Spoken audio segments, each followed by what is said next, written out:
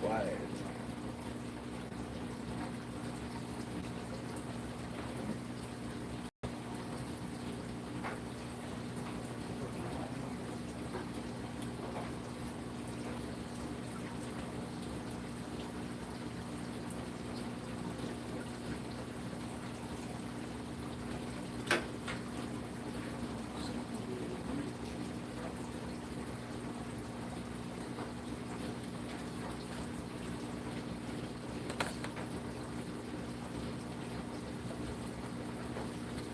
Why are you looking at me like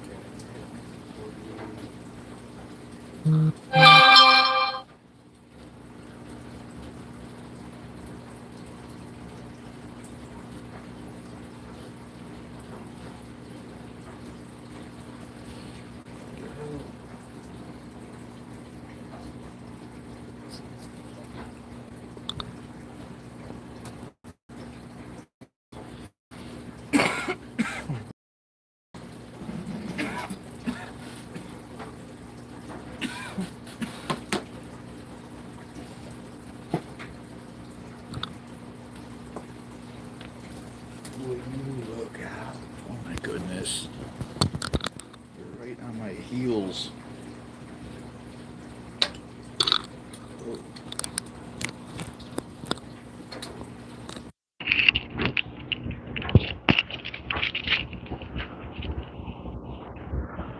oh, that came out good. Here's a little cool trick. Not that anybody's really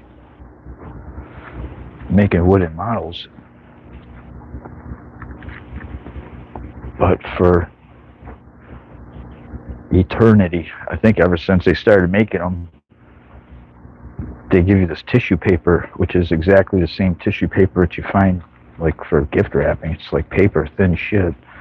Um, every kit comes with a thing of tissue paper to put a skin on the wooden model.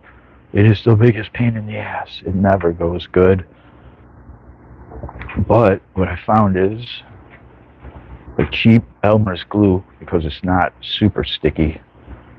But the little trick of the pros, this works so good, is this is just water, but this bottle makes that like really fine atomized mist, and you just spray the parts down and they freaking tighten up like a drum. Every wrinkle comes right out of it and it just tightens right up.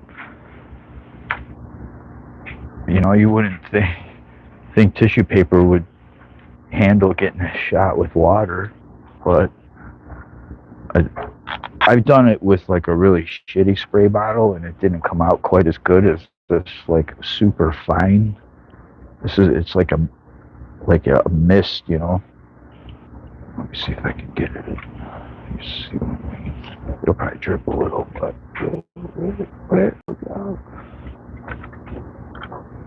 it's just ultra fine. But anyway,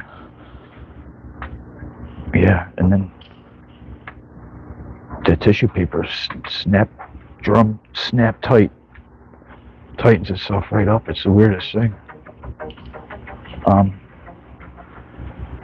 You could literally just go to the store too and just buy whatever color tissue paper you really want for your projects.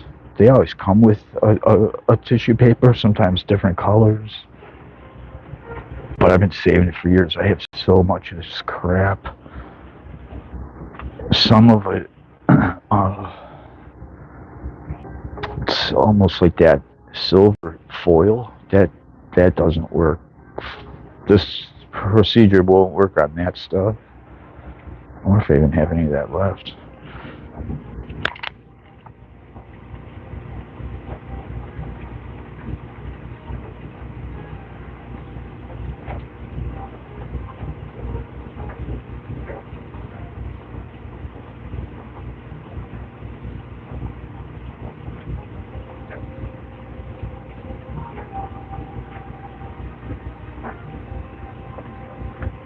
I spent half an hour looking for it. I haven't seen it in a while, but it's just like, it looks like metal. It's silver. It's very chrome and shiny.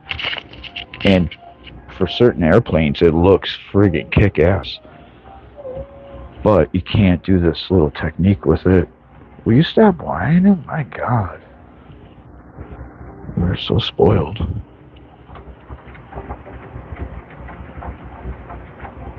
Starting soon.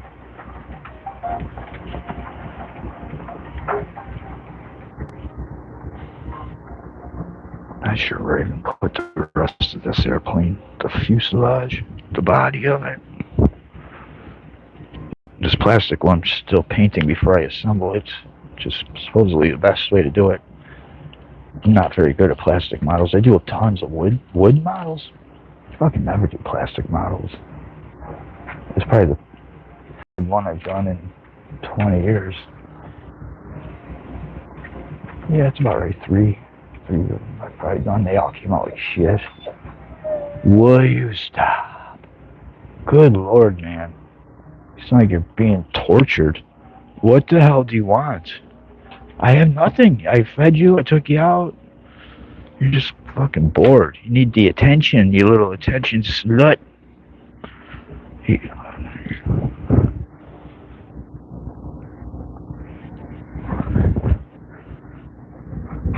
Attention hound. Yeah, don't eat that. I better plug in. The battery's dying. Do both.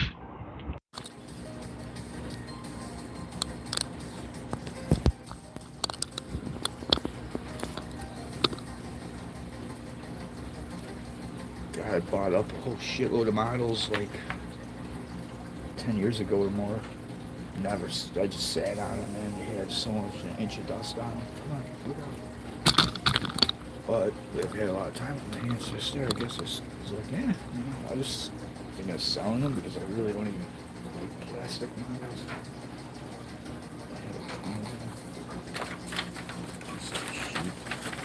Shitty and cheap. Good models are hundreds of dollars or more. These little $12 bullshit things.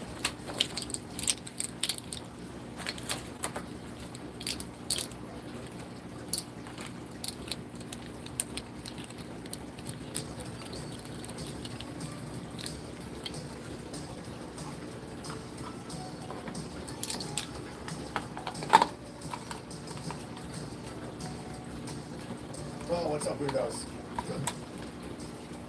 Happy Saturday! I guess South America's back on the menu, boys!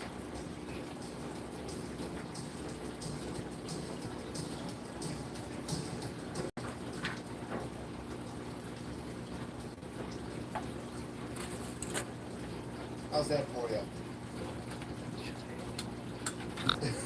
Release the files. Maduro is speaking gay, says chat, yes.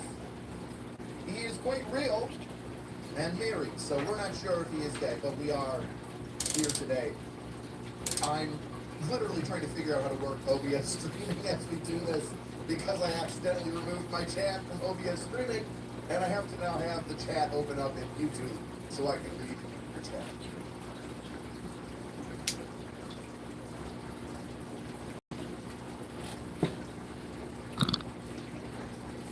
What's one thing I say? Like you released me, that was supposed to be live. New year, new me. Not really.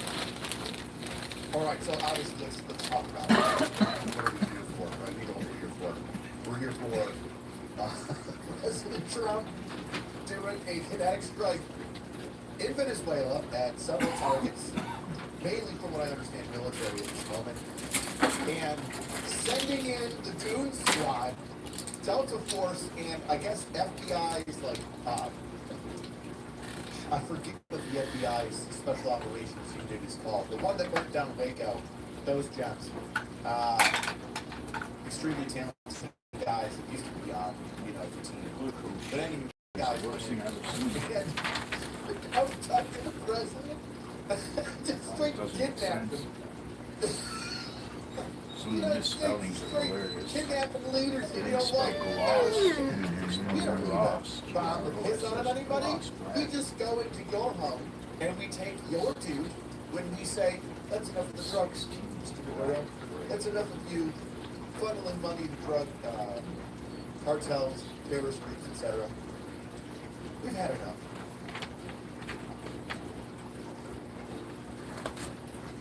I too woke up at like 4:30 in the morning to find out that we had brought Venezuela president out and just snatched up. Brandon Herrera is the one that messaged me at like 4:30, 4 in the morning. Trump's tweet, and it's like, is this real? To which I like, I was like, yeah, it's real. Holy shit. He's been arraigned, or at least the charges were pressed on him in the Southern District. CNN reporting live from the Western District of New York. We're in the Southern District of New York. Nicolas Maduro, former president, now prisoner of Venezuela, will be or has been arraigned on RICO charges of drug trafficking. What was it?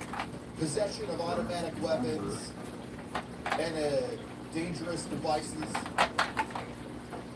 as well as narcotics and other things. Very interesting. Now, I've heard different reports. Some say that he was arraigned already this morning in the Southern District of New York, which is like Long Island, New York City. And I've also heard that he was captured and brought to New York to then be arraigned. Not sure if the arraignment has happened yet, but we do know that he is on a U.S. warship, the Iwo Jima. I don't know why they put out the Iwo Jima's name. I would have just said U.S. warship. Deal with it. Which, let's talk about that. A very smart place, if you think about it, to put it to if you want to have in the utmost tightest of security, right? There's only so many places you can get on a ship, right? It's especially like different. What would you call it? I don't call it battleships. We were on battleships and we're not the way to. Well, let's say that he was put on like a carrier or in a carrier group, right? What is the USS Iwo Jima? Is the USS Iwo Jima a carrier? What type of ship?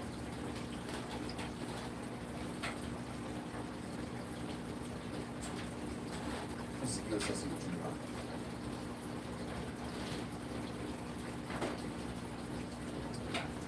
It's a Wasp-class amphibious assault ship. Let's go to Wikipedia. I can't wait to drop it.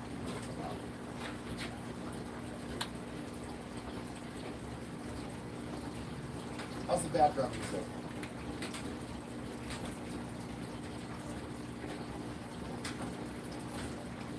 But there was a carrier.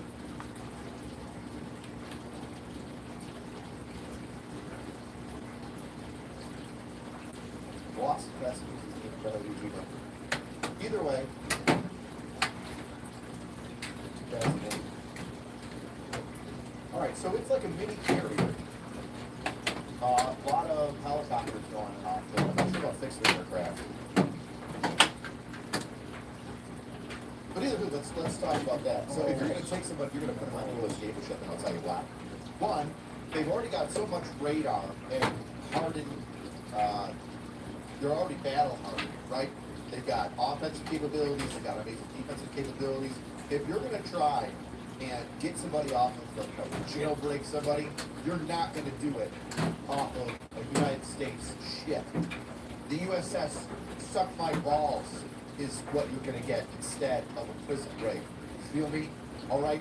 Anybody from Nicaragua? We kidnapped a president. We arrested a country, a significant country, who's assisting pretty much not great friends of ours, Russia, China, and Iran with oil and other support. In which those three countries are like, hey, you take your trucks and go fuck with American people. Basically, Spanish from us. And in 35 minutes, I think the entire attack took place. 35 minutes.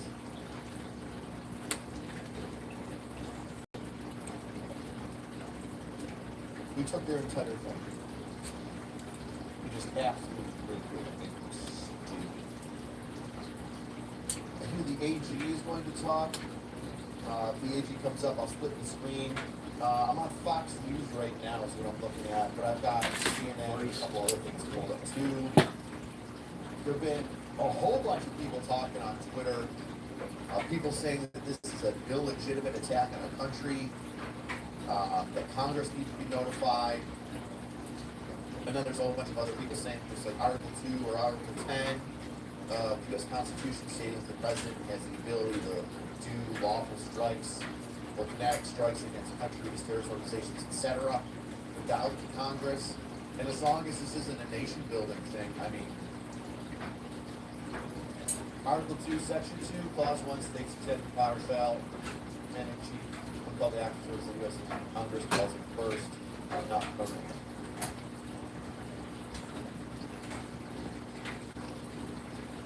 That quote kind of got a little bit jacked up there little night, but I see you trying to let me out.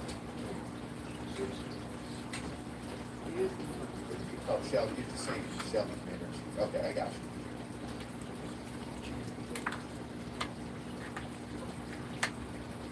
you. Sailing Maduro on a U.S. Navy ship into New York Harbor has to be the biggest flex of the communist mayor in our nation's history.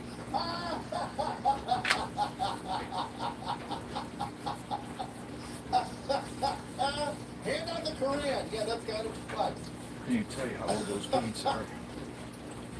Smell like 40, 30 or 40 years old. The president of Venezuela floating in a barge with hand. Yeah, 2026 is already starting to cash in some. Trying to find out. Check.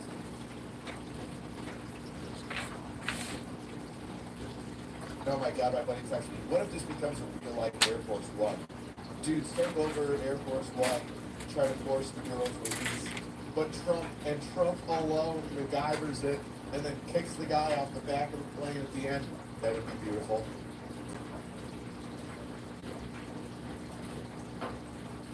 The Venezuelan president should have learned when he took the oil and said it was ours, which is, I'm fine with that. Listen, here's the deal.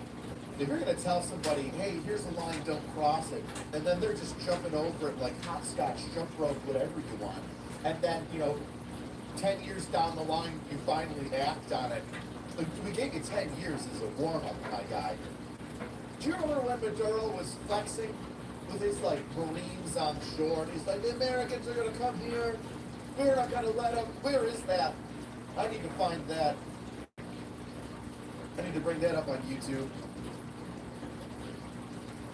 Oh, let's see Maduro.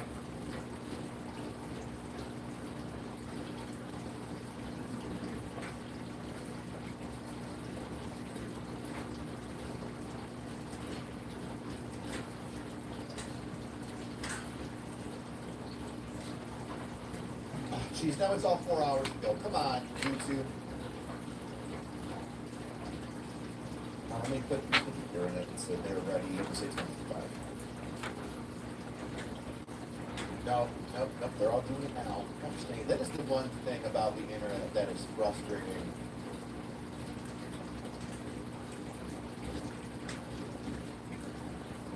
About searching stuff. It's like, here is Maduro and his troops talking to all that smack. Everything right now is Maduro arrested. I want to show that video of Maduro and Venezuelan troops.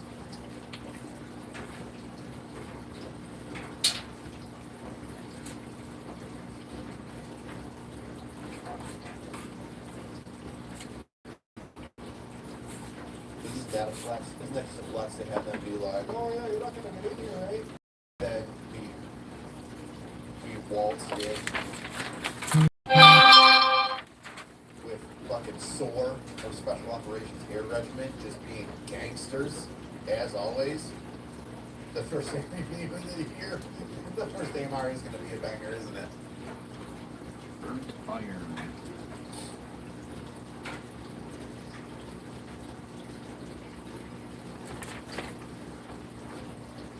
Yeah. all the posts. Here, he couldn't do jack shit against us. Yeah. Yeah.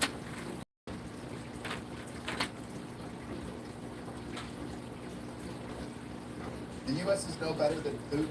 Okay, that disagree with that one.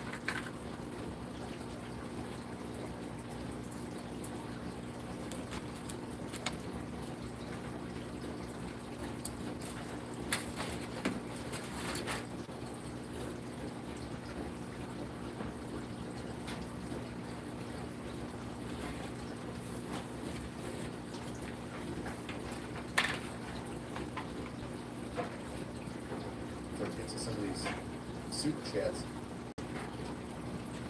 Single It is probably.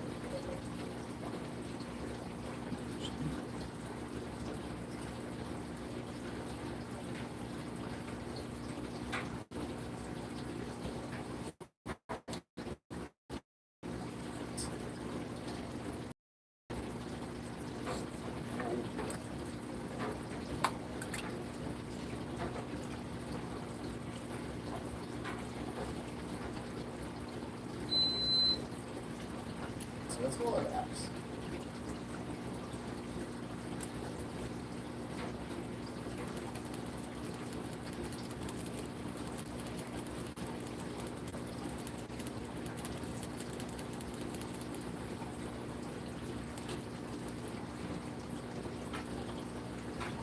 I'm seeing a lot of people on social media right now that are like, you start a new war. Like there was one guy after he was some representative said, I sat by and watched him send people overseas. He said, you know, GWAT, the whole GWAT. And now we're starting a war in Venezuela. It's like, did we start the war, or did we tell a guy for like the past 8 years to settle the fuck down? And that you need to, you know, give up your power because your presidency is invalid. Like, you've been voted out by the people, and I came to report, like, get rid of, they got rid of voting records, and he won with like an 89% vote, which is impossible. Like, you can't win, like, anything above 60 is like insane. Like, that's like really, really good if you get like 60% plus of the vote. That's massive, right? That means 20% of the population, 20% more of the population on the other side agrees with the president. And he's getting like 89, 90. What was that? What was the total? What was the outcome of the most recent Venezuela?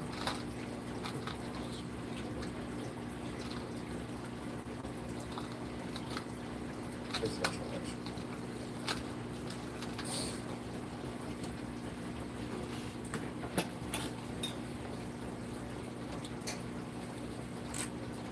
Those protests.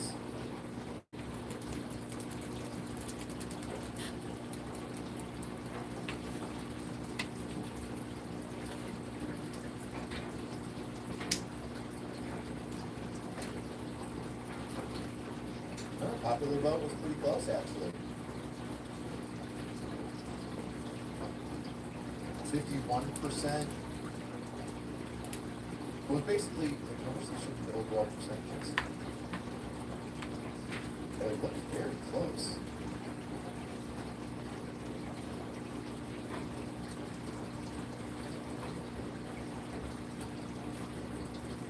They're showing two separate votes. Like, one's CNA and one's con BZLA. I don't know what that is. Donald Rose with the local party. National Electoral Council. That red rings through there. Okay, so there's popular votes here. There's two separate polls that show the election. One shows Maduro winning by 1.1 million votes. And then the other one shows where he wins like 51% to 43%. And then the other one, an informal Venezuelan political entity established in court in the candidacy of Maria Corina Machado, said No, the votes are absolutely incorrect. And that the opposition to Maduro won by 4.1 million, which is significant. I hope we don't invade that. But right now, and this is what I was trying to get on earlier. I don't think we're going to be invaded. I don't think this is going to be a nation building thing. They already have a nation. They already have the dollar. They already have oil and infrastructure. It's sort of like over the past 20 years in Venezuela going to shit. And you've got a lot of people that want change in Venezuela and are ready to take over. And if, let's say that it's even in the middle of Maduro's and then the opposition's voting records, right? Let's say that it's in the middle. That would still show the opposition is like winning by 5%, 10%, which is significant. So that means the majority of the voters would want this new regime in any way to replace the Maduro regime. So all you have to do is have that president step in.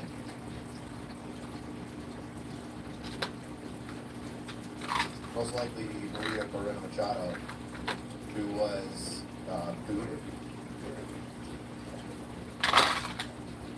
and was made ineligible for election by the Maduro administration. So she'll most likely step in as president, I would assume, and then make some significant changes in the economy and the military.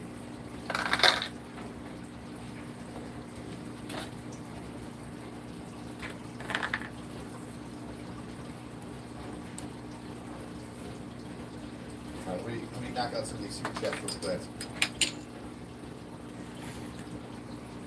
Oh, we enjoyed the points. That's awesome. We're gonna visit Paradise, make showers at parking lot. Best president ever.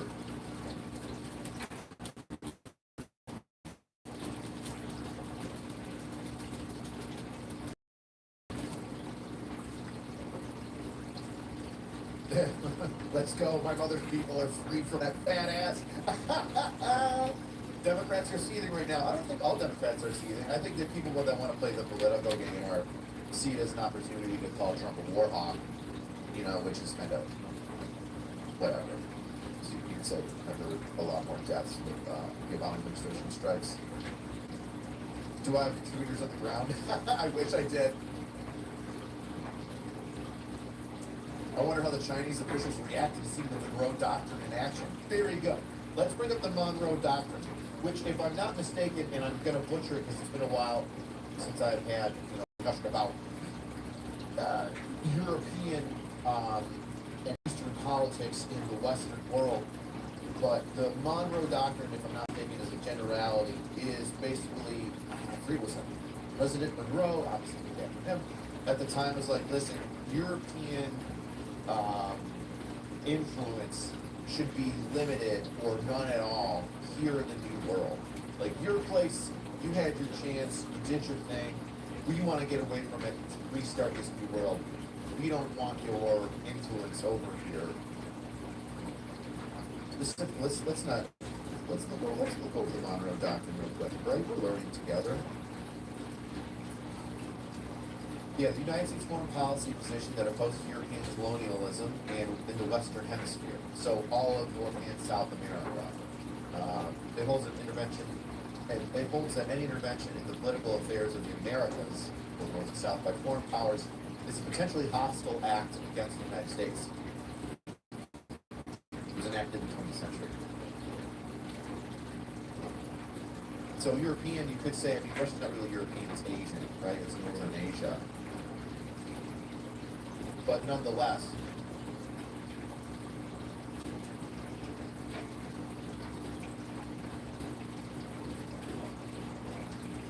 you get what I'm saying?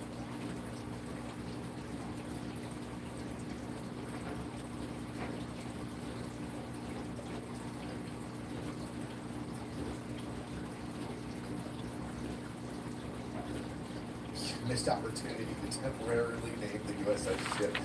What's that spec on? Oh, that'd be funny. I wonder what his nickname was. Like, you know how when they went after Osama bin Laden, his name was Geronimo. They're like Geronimo's, contact with Geronimo, whatever it was, Geronimo. I wonder if this was like Hugo Chavez, because they did this raid on the anniversary of us taking out Hugo Chavez, if I'm not mistaken. Same similar style. You know how to rock with South America, man.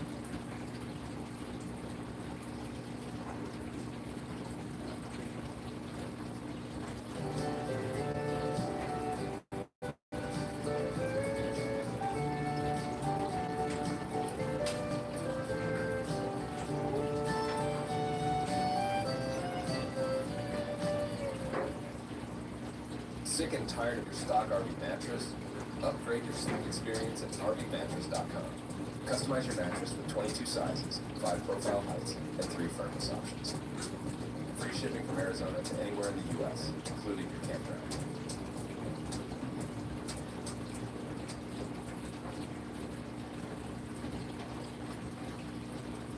Oh, Jesus, remember when all the idiots kept saying who the buck to the U.S. because Wagner's in Venezuela? Here we go in and take the most important land in the country out in just 35 minutes.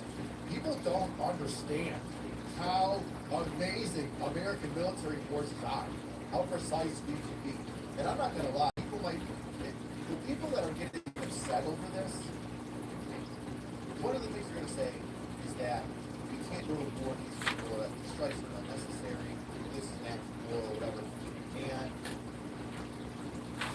we're going to talk about like loss of life.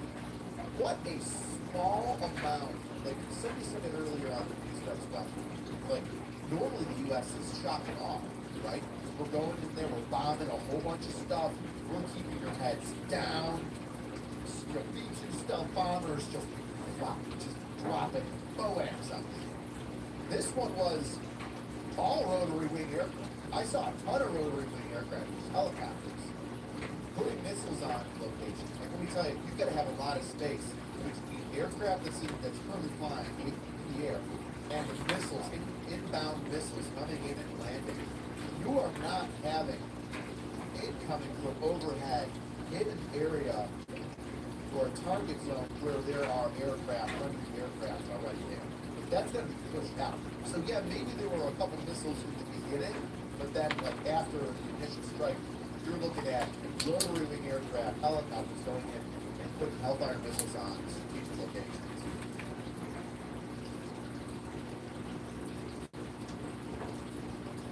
Did we blow up the Chavez mausoleum? The Chavez mausoleum hit was personal and pointed? No shit.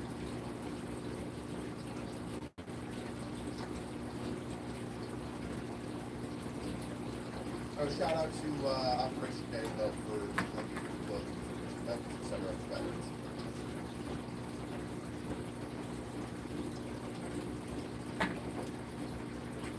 The fact that we abducted a nation's dictator and fucked up his entire military, not his entire military,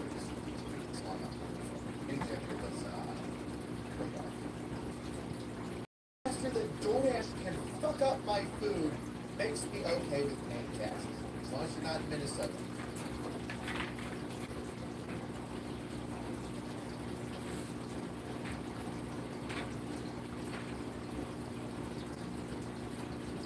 Electric beer, good call, right? Interesting question. Let's talk about that. You get the Maduro, wait, 11. Oh my gosh, Trump's me on. Where's Trump? Is he on right now? Okay. I see his president's pulpit. You get ready to get over there. Come. Everybody's screaming Trump. I got you.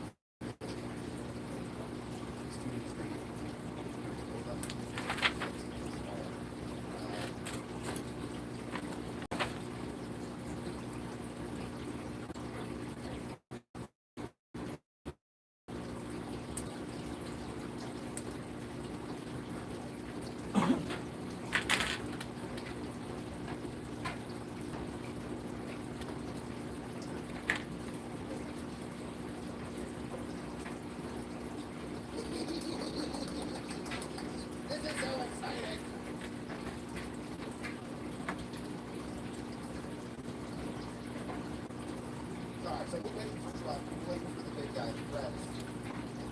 So, tell us what's happening. I got him in my other screen, so I'm waiting for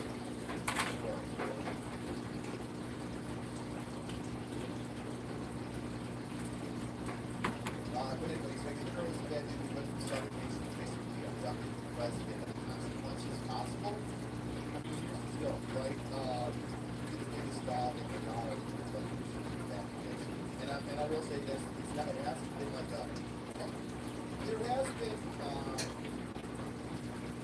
do I say this? Our issue with Venezuela didn't start in September. Stated that cartels, drug masters, stated that they're terrorist organizations. Like, that's been that way a long time. Go back to like terror, those like, you can have thorough drug trafficking system. I would say before President Trump during the later Obama administration, then thorough enough, yes. And then the first Trump administration, he was going for a war, and then during the Biden administration, it was just, he was making money from this, especially when they were lot and other organizations. And now, basically, the next come up, right? So after years of saying, hey, this is this, you don't do this, don't do this, even now, it's just like this where, you know, Trump telling the girl, you need to stop this, stop, which is going to happen.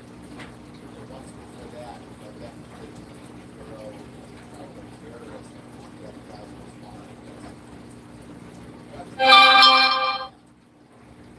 That was the moment when the girl said, okay, there's like eminent,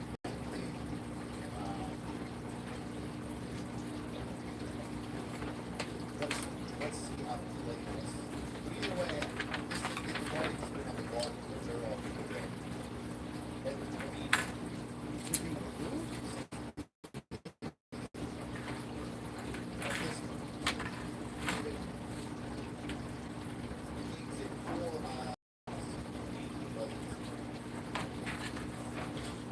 but it took a different step in a more serious direction on presidential elections.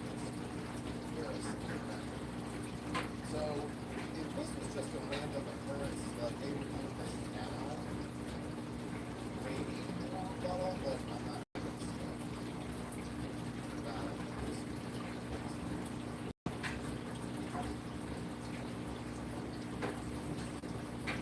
not from, can you give me a TLDR a little bit of my birthday for a second?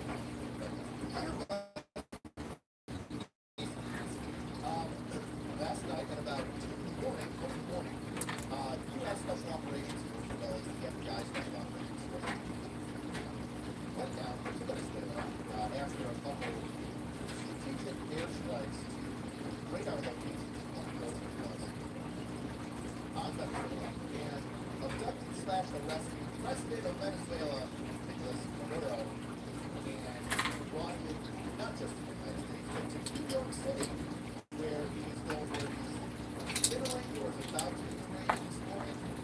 I believe he was already arraigned under the charges of terrorism, shooting gun and theft, firearms, dangerous weapons,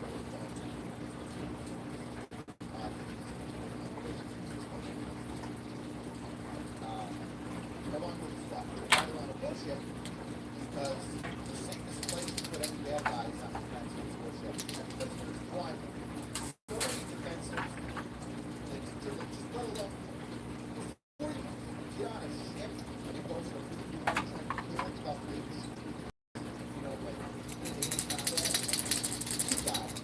Pray God. You got opportunity to get out of water, air, how about it? How freaking about it? So that's where we're at. Now, and by the way, you guys mentioned we've done it in 35 years. We stole, if this was capture the flag, we stole another country's president in 35 minutes with minimal casualties. So there's that.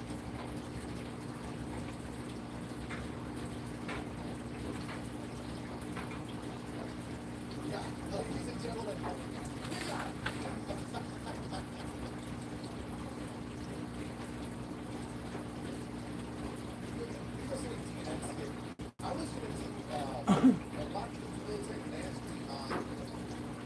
Minnesota. And I still will. But now I can do another high use military ministry on Venezuela. Are you looking for a nice cheap place to land in this chock full of oil? Let me show you this place in the South America.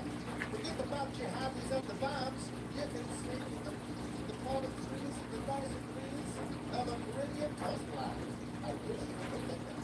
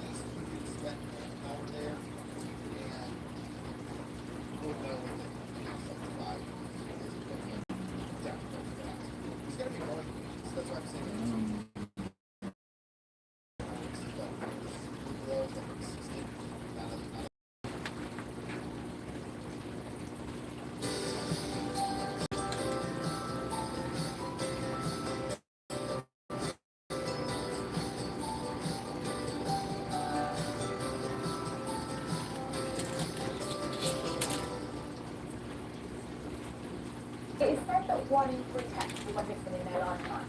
If that happens, a microchip can make all the difference, but only if it's registered. Without registration, it's just a number, and your pet may never make it home. At PetKey, we connect that number back to your contact information instantly. Register your pet's microchip today. Even if you don't know the number right now, you can add it later and protect your best friend for life.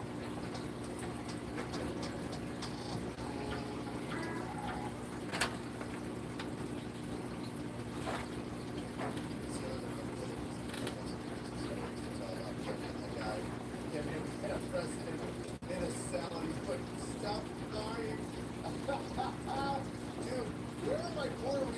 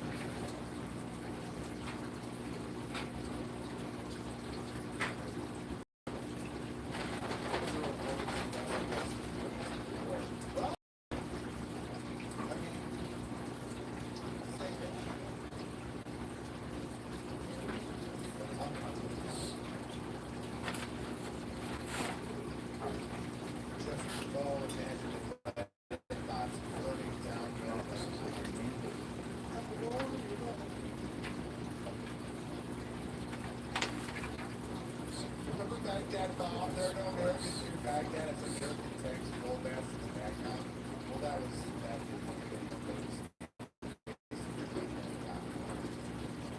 now here's the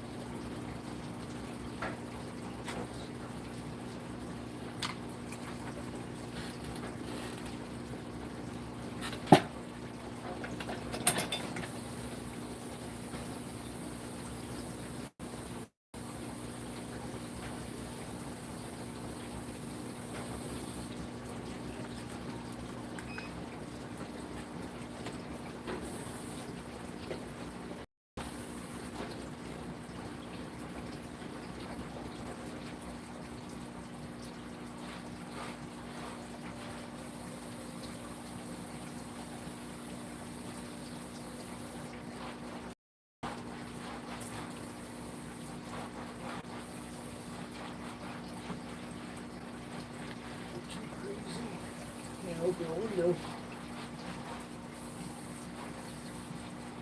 Before the music was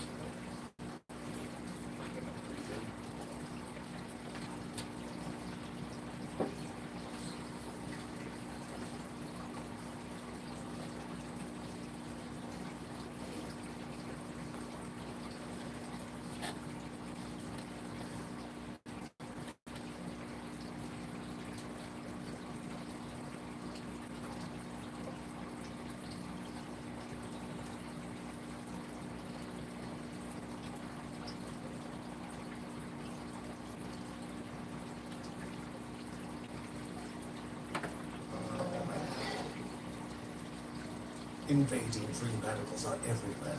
Luckily, Palm Wonderful's antioxidants help defend against them. Real life is scary. This is 6 things. Protect yourself from free radicals with Palm.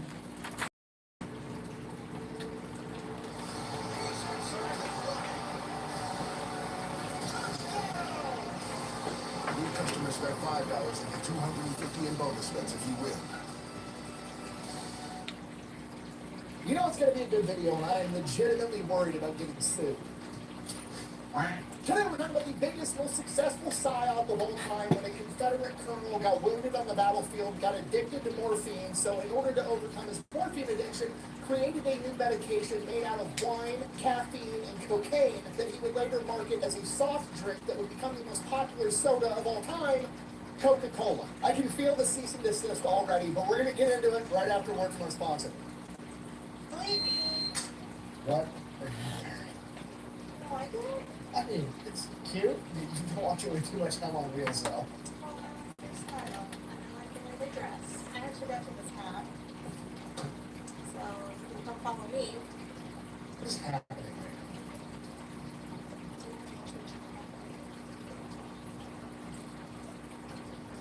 here? I gotta go. I'll be back in a fortnight. Anyways, Delete Me, biggest sponsor of the channel. You guys know the deal by now. You get money, they make sure the data brokers on the internet are not selling your personal information. These data brokers are legally required to stop selling your information if you ask them to the right way. Unfortunately, each data broker has a different right way. And Delete Me knows all of them. Not only do they go and they get all that information taken down, they continue to monitor all these data brokers in case they get your information again, and then they tell them to quit selling it again. Look, you can actually do all that yourself. Look, I mean, yeah, you could. You could also wire your own house and grow your own food, but at some point it becomes more cost and time effective to just let the professionals do their job, and plus, they'll probably do a better job to begin with. I mean, here's the results they got for me. They reviewed over 18,000 listings from over 180 different data brokers and got over 3,000 listings removed almost every single month. And to be honest, I have absolutely no idea how long that would have taken me to do it if I decided to do it myself, but I'm 100% sure I would rather just pay Delete Me like $6 a month to do it for me. So if you're like me and you want to give Delete Me a try, I'm going to link in a discount code down below. Let's get back to the video. Alright, our story begins with John Pemberton, a man that received his medical degree at the age of 19 years old, who would later go on to be a colonel in the Civil War and receive a saber wound at the Battle of Columbus and subsequently get addicted to morphine. Being a doctor, John realized that being addicted to morphine was not ideal, so he needed to find an alternative, and the one thing he found that worked was a cola wine called Vin Mariani. Now, coca wine at this point in time was a pretty popular product. It was exactly what it sounds like. It was wine mixed with coca leaves, and coca leaves is what you derive cocaine from. I know what you're wondering, how much party powder are we putting inside of this wine? Great question. Well, Vin Mariani, for example, was approximately 7.2 milligrams of cocaine per fluid ounce, and a bottle was about 25 ounces, for about a total of 180 milligrams of Colombian nose torch. Explains to me like I'm 5. Again, milligrams not super helpful in trying to figure out how much yayo they're actually putting inside the wine, so I'll put it to you this way. The devil's dandruff is not just an illegal street drug, it is a medication that is used in the medical industry for certain medical procedures, and according to the standards of those procedures, the maximum dose that you should give someone is approximately 160 milligrams. And according to Google, the average recreational dose is approximately 30 to 70 milligrams. So it's safe to say they're putting a lot of Peruvian marching powder inside of the wine. And this apparently helped John Pemberton with his morphine addiction for obvious reasons. So you may want to ask your doctor about a low bump.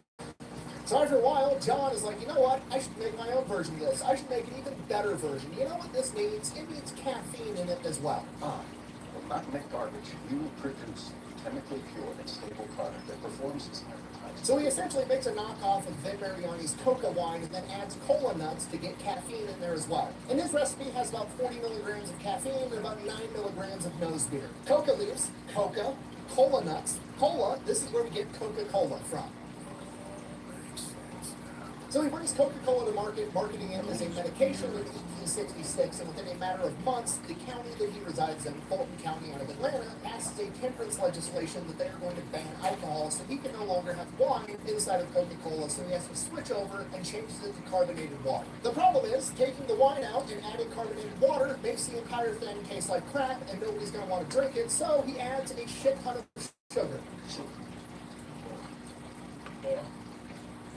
So he takes that to market and starts selling that as an over-the-counter medication to treat general exhaustion and headaches, because apparently it's hard to have a headache when you can't feel your face. So he sells that for a couple of years, and then he is diagnosed with an aggressive form of stomach cancer that rapidly brings about the end of his life. But right before his passing, he determines that his son does not want to take over the family business, so he sells it to a local Atlanta pharmacist by the name of Asa Chandler for approximately $300, which is about 10 grand today. Damn good deal. Now, when Asa takes over the company, they are not making a lot of money. They're not selling a whole lot. That's why it was sold for such a low price. But he gets the marketing right away. He uses his pharmacy. He reaches out to all of his pharmacist buddies, gets the names and addresses of every single person that's getting any type of medication, and just starts sending them coupons for a free sample of Coca-Cola. And he does this in the hope that it will bring about a new wave of lifelong customers to Coca-Cola, and it was definitely him operating on blind hope and faith, not him being a pharmacist known for a fact that he was giving out coupons for free caffeine and cocaine-laced sugar water. So obviously that went great, got a whole new wave of customers, at which point he realizes, you know what, I'm going to quit marketing this as an over-the-counter medication, and I'm going to start marketing it as like a daily soft drink that anybody can drink just whenever they want as a refreshment. You know, a little pick-me-up. A little bump. Now, to be fair, this is not unique. There's like 50 other products on the shelf at this point in time, all basically the same exact exact thing. The difference is Asa Chandler decides he's going to take a bunch of his profits and he's going to use that in marketing. There's banners, billboards, magazine ads. They're all over the place. And then since he's now a soft drink, not a medication, he doesn't actually have to market all the ingredients in his product. It just kind of like conglomerates all of the secret recipe and labels it as Merchandise 7X, and it becomes Coca-Cola's secret recipe, which also helps with marketing.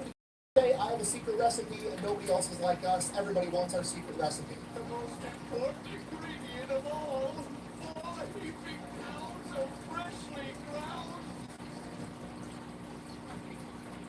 I warn you. And in doing that, Coca-Cola becomes the name brand popular version of all these products, and that's the one that succeeds the most. So by the 1890s, things are going great for Coca-Cola, and then in 1895, they revolutionized marketing by coming out with a new marketing campaign known as the Coca-Cola Girls. Basically, they figured, you know what would go great with our party powder drink?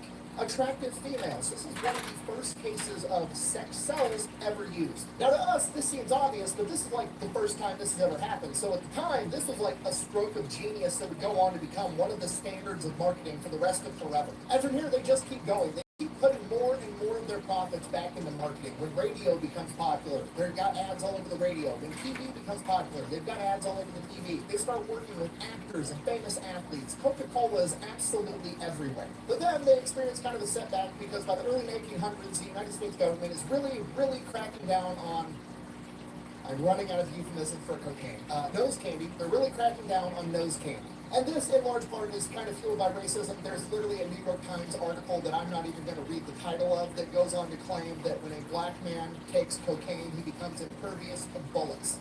I'm not joking. Here's the article. So now Coca-Cola's got to take the booger sugar out of the secret recipe, but guess what? So does everybody else. So Coca-Cola isn't really effective, and they remain the dominant actor in the soft drink arena. I am invincible. So by the 1920s, they're crushing it. They got the entire market on lock, and they're like, who do we target next? Let's target kids. If we get them hooked while they're young, while their brains are still malleable and squishy, we'll have lifelong customers. So by the 1920s, they start associating themselves with Santa Claus. Now, fast forward like 20 years, all the kids that grew up on Coca-Cola and Santa Claus are now getting involved in World War II and have to get shipped off to war. And at this point in time, Coca-Cola is all over the planet, including Germany. Coca-Cola is literally Adolf Hitler's favorite drink at this point in time. But after Pearl Harbor and Germany declares war on the United States of America, obviously America is no longer going to be doing trade with Nazi Germany, so Germany can no longer get Coca-Cola. I don't know what you're thinking. If there's already Coca-Cola plants in Germany, why can't Germany just seize the Coca-Cola plants and continue making their own version of Coca-Cola? Well, because the way this works is the raw condensed syrup that makes up Coca-Cola when added with carbonated water is all made in the United States, and then it is shipped all over the world to bottling plants where they mix it with carbonated water and bottle it. So they actually don't know how to make the concentrated syrup because it's a secret recipe. So once they cut off the supply of concentrated syrup, they can no longer make Coca-Cola. So these bottling plants in Germany need to come up with their own version of Coca-Cola, and they don't know what they're doing, so they just start using a bunch of food waste, like extra fiber and stuff left over from fruit, and they end up making a fruitier version of Coca-Cola that ends up being called Fanta, and this is where Fanta comes from. Now, back on the American front, they're starting to ration things, and one of the biggest things that gets rationed is sugar, so Coca-Cola ends up, paying a bunch of politicians, and then going over to these rationing boards and are like, hey, Coca-Cola is essential, you can't cut our sugar ration, and thanks to paying off politicians and also everybody loving Coca-Cola at this point in time, the government agrees, so Coca-Cola is allowed to keep putting just as much sugar into their drink as they always have, and most other brands are forced to cut back on the making Coca-Cola by far and away the best soda around. Sugar. Eat sugar. There's nothing like the white horse anymore. And then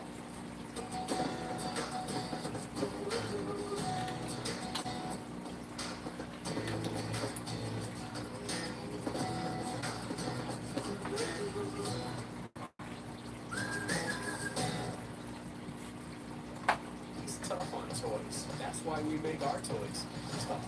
To withstand the shake, the stretch, the grind. Your Bully Make subscription. It's heavy-duty playtime right at your doorstep every month, so they can beat their match again and again. And again. That's right, pal. Go ahead and shield your worst. Try your first box at 40% off. Go to bullymake.com now. And then Coca-Cola has a stroke of genius. I don't know if they intended it to work out this way, but it did. They basically come out and say, hey, we support the American troops. We're going to guarantee that any American servicemen, where they are in the world, can give themselves a cold Coca-Cola for the same 5 cents. We are literally willing to lose money on every single soda if it means giving these guys a taste of home. Now, Coca-Cola is supporting the troops, the American people love it, the government loves it, and Coca-Cola approaches the government and is like, hey, it's getting awfully expensive getting Coca-Cola all the way around the planet, in the Pacific Theater and the European Theater. How would you guys feel about helping fund us build some more bottling plants out in more remote locations? So the U.S. government and taxpayers essentially fund the building of 65 Coca-Cola bottling plants all over the world. Now, this does several things. A, it galvanizes the support of this entire generation that they now love Coca-Cola because it was the one thing they got to taste when they were away from home for 4 years fighting World War II. Two, it exposes the rest of the world to Coca-Cola because now the American troops are drinking it and they're giving it out to all these other civilians and all these other territories that they're occupying, giving it even further reach all over the planet. Okay, if you're not picking up what I'm putting down, I'm trying to tell you that Coca-Cola has just convinced the American taxpayer to fund their global expansion while the United States military is the biggest sales force on the planet. So World War II ends, Coca-Cola resumes control of all the bottling plants that were captured by Nazi Germany, and now they have a new popular soda known as Fanta. On top of that, they're more popular than ever. They are galvanized with the greatest generation because Coca-Cola was the official soda of World War II. Time passes, by the 1950s, 1960s, studies are coming out saying like, hey, maybe drinking caffeinated sugar water is bad for you. You're drinking 12 of these things a day. So Coca-Cola wanted to kind of pivot a little bit. It's like, okay, well, we should get into the healthier drink market. What's something healthy? Fruit juice. What's that super popular brand that was developed in World War II to help soldiers get vitamin C? Minute Maid. They buy out Minute Maid, and now they own that too. And this is where the psyop really begins, because as time passes, it becomes more and more apparent that soda actually is not that healthy. And because of that, the rules on how you're allowed to market, what you're allowed to say, get more strict, particularly in marketing to children. So Coca-Cola is like, fuck it, I'm going to find a loophole. We're just going to spend $750 million, and we're going to buy out Columbia Pictures in 1982. And then all the movies that come out of this major production studio are all going to feature Coca-Cola in subliminal advertisements. Okay, you think it was a coincidence that Ralph Macchio was drinking Minute Maid at breakfast with his mom, and then when he's training in the kitchen with Mr. Miyagi, he's drinking a nice cold Sprite, also a Coca-Cola product? Absolutely not. It's actually documented that Ralph Macchio was mad at how much product placement that Coca-Cola was making him do in that movie, so he tried to conceal the fact he was drinking a Sprite, and Coca-Cola in the studio made him refilm that scene and show the Sprite for a certain amount of time in that particular scene. Do you think it was a coincidence that Ghostbusters and Coca-Cola marketed so hard together that if you drank enough Coca-Cola, you could literally win the Ghostbusters mobile? Absolutely not. The entire thing, all of the movies that came out in the 1990s out of Columbia Pictures was one giant psyop to get you to drink Coca-Cola. It was so well known in Hollywood that Clint Eastwood refused to have any Coca-Cola products in any of his movies because he was mad that they cast Ralph Macchio as a Karate Kid and not his son. And the marketing doesn't just stop there, right? They are targeting kids all over the place. Officially, according to their policy, they don't market to anybody under the age of 13, which you can make an argument for with movies. However, I don't think you can really make an argument for that when you're putting your branding on a bunch of toys all over the toy section, right? They're on trucks, they're on Barbie dolls, they've got game cell phone apps, they're sponsoring kids' sports teams, they're all over amusement parks, they're absolutely everywhere. This psyop effective, it literally changed the global perception of polar bears. Okay, polar bears are friendly, cuddly animals that run around the Arctic chugging Coca-Cola. Polar bears are one of the most dangerous predators on the planet and one of the only animals known to actively hunt people. Huh, you're exaggerating, it's not that big of a deal. Huh, no, I'm not, and I can prove it, okay, because Coca-Cola and Pepsi were like at the pinnacle of their competition. They had just had their race to the bottom to see who could offer the product the absolute cheapest. And then a lot of people think they engaged in a price fixing because they had a meeting behind closed doors, allegedly, and after that meeting they both decided to kick their products back to the normal price and just compete with normal marketing tactics. And what Pepsi did is they had the brilliant idea that they were just going to compete on taste. What they did is they had a bunch of blind taste test studies, and those studies showed that when you didn't know what the branding was, more people preferred Pepsi than any other flavor. Coca-Cola immediately fired back saying that's not true, that's a lie. They then conducted their own blind taste test studies, and holy shit, that wasn't a lie. People actually do prefer the taste of Pepsi. So Coca-Cola went ahead and developed a new flavor that outcompeted the original original Coca-Cola and Pepsi in the blind taste test trials, and then they launched the new Coke. And when Coca-Cola discontinued the original Coke and had their new flavor of Coke come out that was supposed to be better in every single way, people were absolutely fucking pissed. The PSYOP was so effective over generations that it convinced people that Coca-Cola wasn't just a product that could be improved upon. No, Coca-Cola was Coca-Cola. It was a fixture in the American community. It was literally like a family relative, and you can't mess with it, okay? It would be like if a scientist, hey, you know your cousin Jimmy? Great news, I've invented a new Jimmy that's better in every way. And you're like, that's great, but where the fuck is Jimmy? That motherfucker's not Jimmy. I'm telling you right now, that there is not real. So Coca-Cola just takes an absolute beating in the marketplace, okay? People are furious that they've changed Coca-Cola. So eventually they revert back, and it's a huge PR thing. Like they finally brought Coca-Cola back, and their sales absolutely skyrocket. Which almost makes you wonder if the entire thing was planned. And if it was, it would be the greatest marketing ploy of all time, but we can't prove that. But what it does prove is that Coca-Cola's marketing psyop over the course of generations was so outrageously effective that they could literally give the customer a better product in every way for the exact same price. And not only would the customers still prefer the original Coca-Cola, they would demand it. And you can see it again with the secret recipe. The secret recipe is not secret. It's literally on Wikipedia. Yet Coca-Cola still has this like fancy-ass vault with a palm scanner and an eye reader and like smoke and red light going off where they hide the secret recipe. Everybody knows what the secret recipe is. All you got to do is Google it. It's right there for the taking. But nobody cares because it's still Coca-Cola. You could literally open up your own soda shop today with the exact same product as Coca-Cola. And guess what? Nobody's going to drink your shit because you're not Coca-Cola. You're not Cousin Jimmy. You haven't been psyoped into existence for the last 4 generations. Also, that's not true. You can't just recreate Coca-Cola because Coca-Cola has an exclusive deal with the Steffen Company, which is the only company allowed by the DEA to import and de-cocainify them. So you wouldn't be allowed to get de-cocaine coca leaves to put in your drink anyways. But my point still stands. Even if we lived in a magical fairy tale land where you could get the coca leaves and you could somehow make the exact same product and somehow magically sell it for the exact same price despite Coca-Cola's overwhelming manufacturing and distribution capabilities, you would still fail outrageously for no reason other than the fact you're not Coca-Cola because they have the greatest psyop of all time on their side and they will always win because of it. And we know this because there have been multiple times throughout history, the 50s, the 60s, the 70s, there's always somebody coming forward saying, we found Coke's secret recipe in some old document that we found in an auction house, blah, blah, blah, blah. And every single time Coca-Cola just comes out and says, that's not the secret recipe. Nuh-uh. Is it the recipe that makes up Coca-Cola? Yeah, it absolutely is, but it's not the secret recipe because the secret recipe is not the chemicals and the oils and the coca leaves that Coca-Cola puts inside of their drink. The secret recipe is the marketing itself. The marketing that has gone on for generations and was so outrageously effective that it went from marketing into a psychological operation. That is the secret recipe of Coca-Cola, not the ingredients inside of it. And you want to know who knows this? Pepsi knows this because there was a disgruntled Coca-Cola employee that got a hold of executives over at Pepsi and offered to sell them Coca-Cola's secret recipe. But Pepsi realizes that it's not what makes up Coca-Cola. It's Coca-Cola's marketing and out itself that is a secret recipe. So instead of trying to buy the ingredient list that goes in Coke, they turn that motherfucker over to the FBI.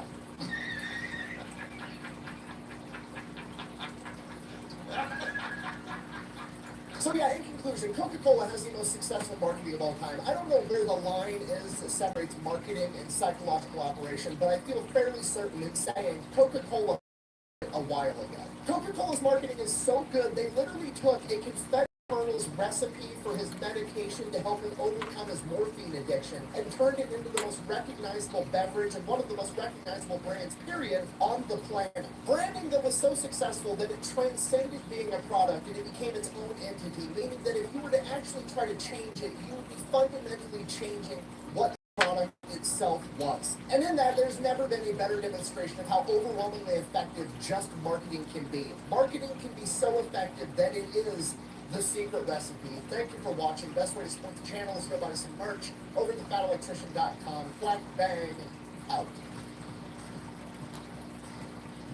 Alright, time to start the stopwatch and see how long it takes for me to get a cease and desist.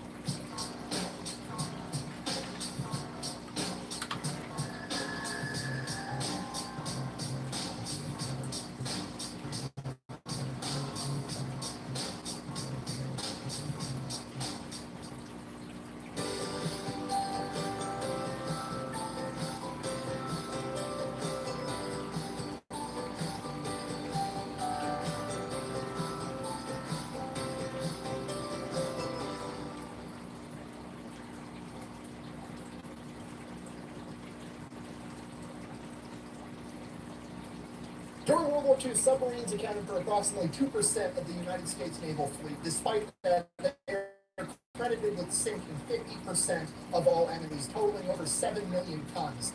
And this is how. Today we're talking about Dudley Morton, aka Mushmouth, most commonly referred to as Mush Morton. Ladies and gentlemen, when the Japanese attacked Pearl Harbor, they crippled the United States Navy. The only thing that really escaped unscathed was the American carrier fleet and the American submarine fleet. The carriers avoided destruction because they were conveniently not at Pearl Harbor that day, and the submarine fleet escaped because they were deemed a low-priority target. And that is because at the time, submarines were deemed almost exclusively a defensive weapon. But as the old adage goes, necessity is the mother of invention. America would forge new battle tactics, and a new breed of hyper-aggressive submarine commander and crew would be born. Incredible legendary warriors like Eugene Lucky Flucky and his crew of the USS Barb, Lawson Red Ramage and the crew of the USS Parch, and Dick O'Kane, the crew of the USS Pang, would all step forward and become heroes. But they were following the footsteps of the prototype, America's first hyper-aggressive submarine skipper, Mush Morton. A man that was originally deemed too timid and conservative to be an effective submarine commander, that was given a second shot at command for the sole reason that his commanding officer, and I quote, liked the way he shook hands. Come on, bring it in there. Talk that. I'm in there. You're talking in there. Let's get that done. And with that second chance, he would take a defensive weapon and turn it into one of the greatest offensive weapons in history, changing warfare forever. And we're going to get into it right after a word from our sponsor. Why do you have an ACOG on a lever action? Nick, there's rabbits in here in my garden. Alright, that explains the ACOG. Why does it have a suppressor? The boiler happened.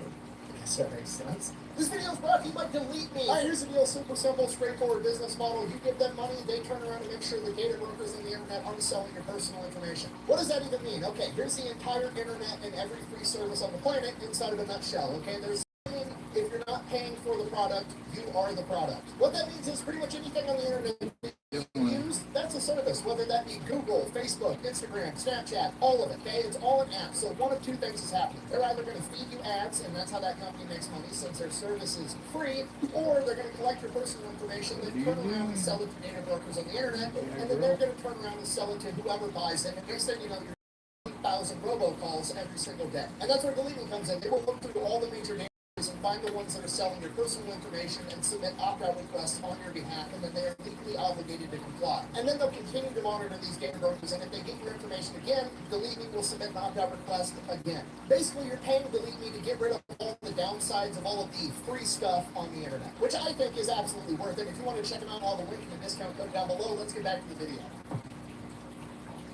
Our story begins in 1907 in Kentucky when a young Dudley Morton is born. He also had a brother. His dad worked for the coal company and had to travel the country for work, and his mother suffered from a chronic illness that had her hospitalized fairly frequently. As Dudley and his brother grew up and became more energetic, more rambunctious, and more rebellious, his mother being sick and his dad being gone for work all the time, they simply could not manage to keep these boys under control, and they were forced to send them off to Florida to live with their wealthy aunt.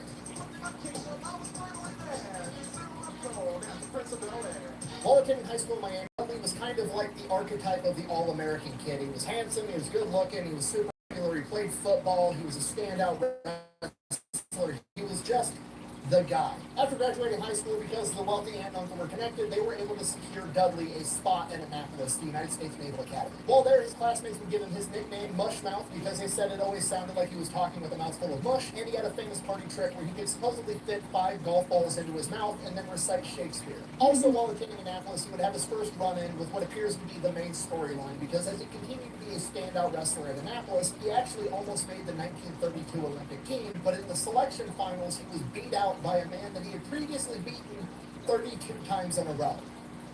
The main storyline shall not be interrupted, apparently. From there, he goes on to graduate Annapolis in 1930 at the age of 23 and is commissioned as an ensign. After his commission, he gets stationed over on the West Coast on the USS Saratoga, which is an American aircraft carrier, and while he's on the West Coast, he starts attending all these Hollywood parties, rubbing elbows with all the rich and famous people, has the time of his life. A couple of years after that, in 1932, he gets stationed on a heavy cruiser, the USS Chicago, and then a year and a half after that, in 1933, he volunteers to go to submarine school. While at submarine school, he kind of develops a reputation for not being the guy that does everything by the book. He doesn't really care for strict regulations, and he doesn't care about the dog and pony show that is the United States military. One day, the cadre at the submarine school decides that they're going to go through and they're going to search the officers' quarters, including Mush Morton's. He's kind of understandably pissed by this. Like, this isn't basic training. He's not some 18-year-old kid trying to hide contraband. He's a 25-year-old man that graduated from the United States Naval Academy. Why are we digging through my room like I'm a child? So he decides, fuck this. I'm going to get me and all my other officer buddies. We're just going to go rent a house in town, and we're just going to have a party house and do whatever the fuck we want all the time, and then we'll show up for school in the morning. His house ends up getting referred to as Stud Manor, and it is known for being a party pretty much 24/7. Despite that, somehow Mush Morton and all of his buddies living in this house had their grades actually start improving, and when he was asked how that was possible, he said it was simple. They had a strict policy. There was no women and no booze from midnight on Wednesday until after exams on Friday, and the rest of the time was just one huge party. My advice to you is to start drinking heavily. Better listen to him, Andre. He's in pre-med. So he graduates from submarine school, ends up getting stationed on an S-37 submarine over in Manila. While he's over there, he ends up meeting an art student that's on vacation from Chicago. They end up getting married. Her name is Harriet Nelson. Then in 1939, at the age of 32, Mush Morton becomes the executive officer of the USS Fairfax, an old World War I era submarine. If you don't know, executive officer is the second in command. In addition to that, in the same year, 1939, Mush Morton and Harriet have their first kid, Douglas. Then in 1940, Mush Morton is given command of a submarine, the USS R5. It's this little tiny old sub from like 1918. Shortly after that, in 1941, Mush and Harriet would have their second child, their first daughter, Edwina. Then on December 7th, 1941, the Japanese attacked Pearl Harbor, and America is now at war with Imperial Japan and Nazi Germany. Shortly after that, Mush Morton and the USS R5 get their first chance to engage the enemy. They're over in the Atlantic, and they spot a German U-boat that has been devastating American supply lines. Now, the important context here is this is a new era German U-boat. This is one of the most sophisticated submarines on the planet, and the USS R5, under the command of Mush Morton, is a tiny, shitty little submarine that has almost no combat value, but they're being put into combat anyways, because after the attack on Pearl Harbor, the submarines are all America has. It's not just size, it's happening.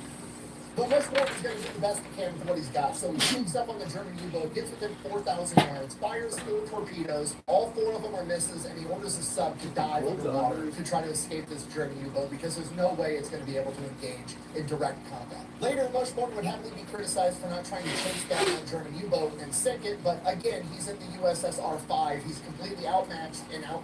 Why would you chase down your own ass whooping? So, Mush thinks he made the right decision, but a lot of other officers are thinking maybe he's too timid, he's too conservative, maybe he's even a coward. Regardless of what those other officers think, his chain of command is like, okay, fine, fair argument. So, if you modern sub, we're going to give you a promotion to lieutenant commander, and then we're going to send you back off to school so you can study war tactics and actually learn how to engage the enemy. So that's exactly what he does. While he's at this school learning to be the commander of a modern sub, he hates pretty much everything they teach. They're essentially teaching these guys to use submarines as a defensive scout, right? They just want the submarine to go out there and kind of like spy on people, and if they get an opportunity to fire a torpedo where it's like guaranteed 100% safe, they can go ahead and fire a torpedo and then sink back down and get away. But Mush Morton is like, take the fight to the enemy. Let's go destroy supply lines. Let's do guerrilla warfare underwater. But he also knows that nobody's going to listen to him because he's, too timid and too cowardly, and that's a crazy idea, and he's throwing the entire doctrine upside down. So he just kind of bites his tongue, goes on, graduates school. From here, he's hoping to get put in command of a new Gato or Baleo class submarine, which are the best submarines America has at the time. That's not what he gets. He gets put in charge of the USS Dolphin, which is an old rust bucket that's barely seaworthy at this point in time. It's lost its ability to shoot torpedoes. All he has for weapons is a couple of 5-inch guns on the deck, and he's basically just supposed to go out in the ocean and shoot at enemy airplanes. It's essentially a waste of time, but the United States government is trying to use every single tool they have, but Mush Morton is pissed. This ship is basically a death trap. He knows that, and he tries to tell his chain of command he doesn't want it. And his chain of command gets super pissed at him. His direct commanding officer ends up saying, with your record of cowardice, and now you're saying that this ship isn't good enough for you, I think you're being a coward again. So he fills in the paperwork to have him yanked out of submarines entirely and tries to have him reassigned to a surface ship. Obviously, Mush Morton pushes back against this, and it goes all the way up to Admiral Babe Brown, the top dude in charge of him. And he goes in, has a meeting with him, and Babe Brown decides to give him a second chance at being a submarine officer. He's not going to be a commander right away, but he's going to continue being an officer on submarines. And his reasoning was, and I quote, "I liked the way he shook hands."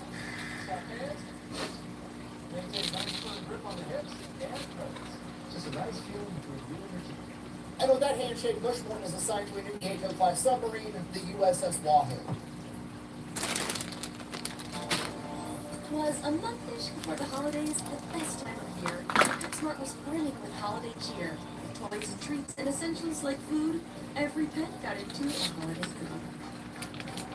PetSmart, anything for pets. This Friday, Oh my god. three legends are making an impact across the globe. Instant safety. Almost how you have it's right on top of you. Limited migration, rated PG-13.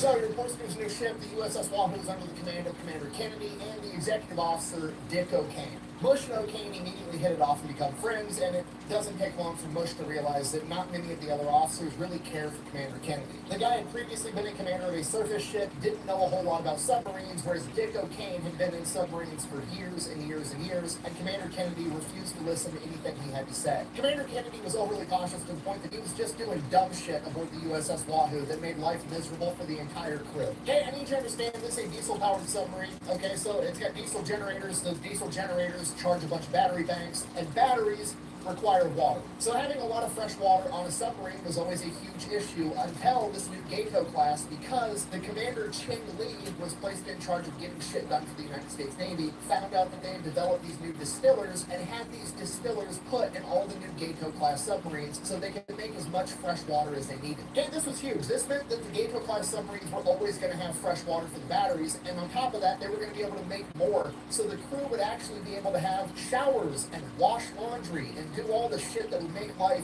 not as miserable while you're sitting under the water inside of a metal tin can with a bunch of other dudes sweating your ass off. Commander Kennedy, though, is like, well, those distillers use power and power uses fuel, so I don't really trust it. We're just not going to use the distillers, meaning we're not going to do laundry and we're not going to have fucking showers on this ship, even though the government just spent presumably millions of dollars getting us those capabilities to make life not as shitty aboard the ship. But Commander Kennedy's just like, nah, I don't trust it. The only fresh water we're going to have to do that shit with is we're going to take fucking buckets and stick them under the air conditioner condensers and catch all the dripping condensation, and that's going to be the fresh water that we're going to use.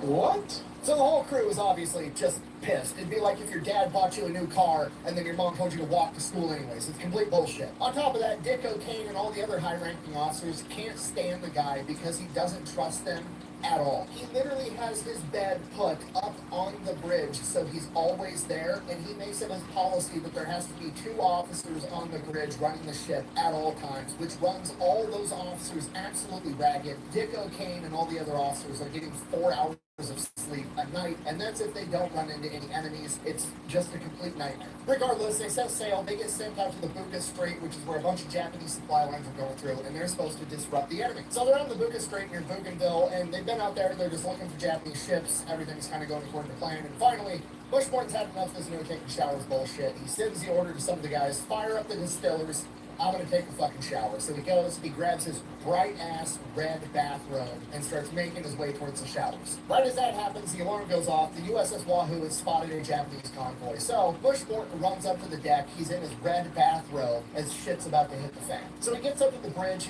Dick O'Kane and Commander Kennedy are up there as well. There's a rainstorm going on. There's lightning. You can't really see shit. The waters are rough. But there's an enemy convoy like 4,000 yards away, and they are in perfect position to set up an attack and potentially sink all 3 ships. Dick O'Kane wants to approach on the surface, being disguised by heavy rainfall and rough seas, and they have the right angle. But Commander Kennedy, wanting to be ultra-conservative, is like, no, we're going to dive now, and then we're going to track him down using sonar, even though that there's, you know, rough seas and lightning and a bunch of other shit going on. That's just what he wants to do, and he's in charge, so that's what they do. The ship dives down, but within a matter of minutes, they've completely lost the Japanese convoy. And now, Dick O'Kane is fucking pissed. He's been in submarines forever. He knows how to set up these attacks. His commander does not know as much about submarines as him, and he absolutely refuses to listen. So he kind of goes and confides in Bushmorton. And Bushmorton is like, dude, look, I completely agree. We need to take the fight to the enemy, get in their face, and basically do guerrilla warfare on the water. But in defense of Commander Kennedy, it's kind of sort of not really his fault, because this is exactly what they teach these guys in this submarine warfare school that I just got back from. They want them to be ultra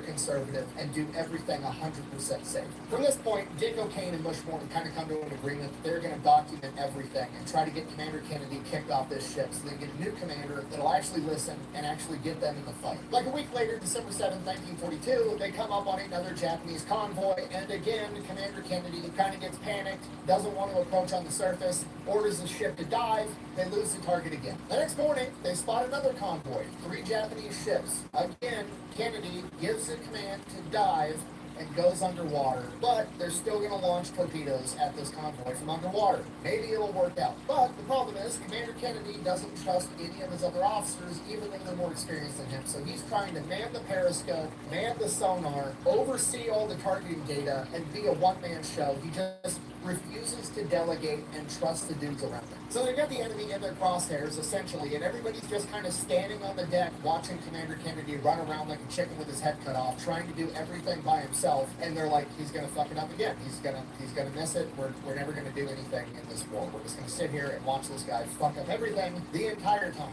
But Commander Kennedy actually kind of pulls it off. He gets the targeting data on one of the freighters, fires 4 torpedoes, 3 of them hit the freighter, huge explosion, sets the whole thing on fire. At this point, everybody on the deck is shocked. Like, holy shit, we actually fucking did something. At this point, Dick O'Kane is like, okay, fucking grab the next ship. There's 3 of them. Let's fire at the next one. And Commander Kennedy's like, no, dive deeper. And then they just kind of sit there, let the destroyer come, drop depth charges, trying to take them out. Now the whole submarine's getting fucking rocked. They're not fighting back. It's just like, okay, well, at least he did something, I guess. They survived the depth charges from the destroyer. Dick O'Kane and Mush Morton are like, okay, cool, let's fucking set up another run and go sink another one of the ships, and then maybe we can take out this entire convoy. And he's like, nope, that's too risky, let's fucking leave. So they dip out. A couple days later, they come up on another Japanese ship. Commander Kennedy opts to dive and sneak up to it underwater.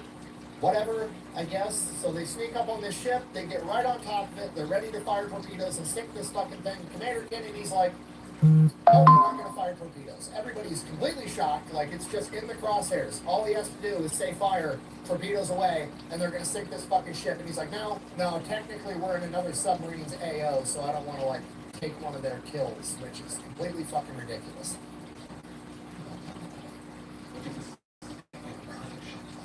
At this point, Dick O'Kane is fucking furious, and Mush Morton can tell that Dick O'Kane is actually about to go punch the skipper, have mutiny, and try to take over the ship. And Mush Morton just kind of like gives him the signal, like, just fucking calm down, we'll take care of this, I got it. So Dick O'Kane chills for a minute, and they just keep going forward. From here, they go back, they make port, they do the whole mission debrief, the whole 9 yards. Commander Kennedy goes into his boss and is like, things went good, we went out, we sunk a ship, it was good war patrol, huge success, great job. Then he leaves, and then Dick O'Kane and Mush Morton go into his office, and they're like, how do you guys think it went? They're like, yeah, we sunk a ship, we could have sank fucking 10 ships. When asked directly by the Admiral what he thought of Commander Kennedy, Mush Morton responded, and I quote, this man is a yellow-bellied son of a bitch and should be relieved of command.